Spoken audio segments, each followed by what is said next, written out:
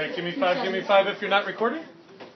Believe it or not, kindergarten and first grade teachers and second grade teachers are doing student-led classrooms all the time. They're doing aspects of what we're doing. All right, they're modifying our ideas to make it work and coming up with a bunch of their own that are really, really cool.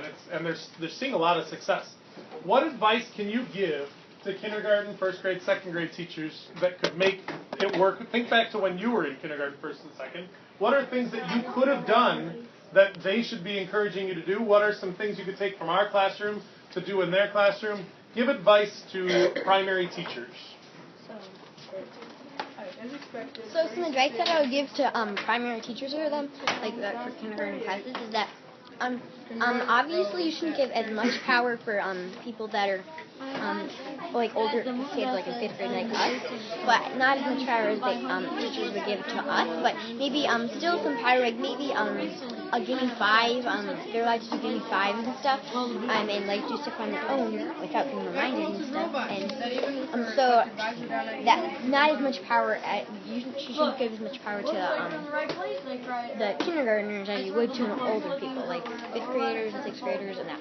Only the form wasn't there. Yeah, like she said, so I would give them give me 5s and stuff. It's just I wouldn't give them like how many we do in a day. I would actually give them like maybe you can do like 3 in a day because that might limit them and let other people lead in the classroom. Since we do so much in our classroom, like with the kindergartens, like they're gonna not be able to do as much. So like I feel like you can't give them as much power because if you give them so much power, well, they're not gonna really know what to do with it because they've never been given any of this power before. So like you have to emphasize that you can't like disobey the power, and you have to like give them little at a time. You can't like just give it all of them at once and say, what do you do with this? You know, you gotta let them sort of figure it out themselves. I think you should let them make mistakes and learn from them. I think you should distribute your power very instinctively because kindergartners or all these primary kids, they don't know how to use all the power that they have.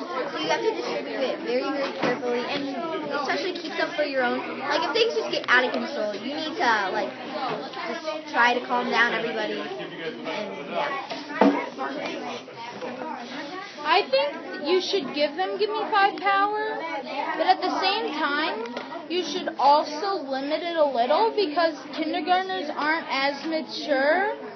Well, kindergarten, first and second graders aren't as mature enough to have all these powers.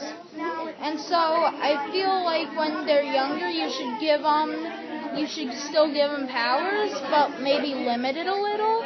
And when they're in higher graded classes, like 4th and 5th, you should give them more power so they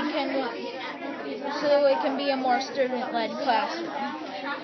So I think one of the things you should do is measure like how good your kindergartners are.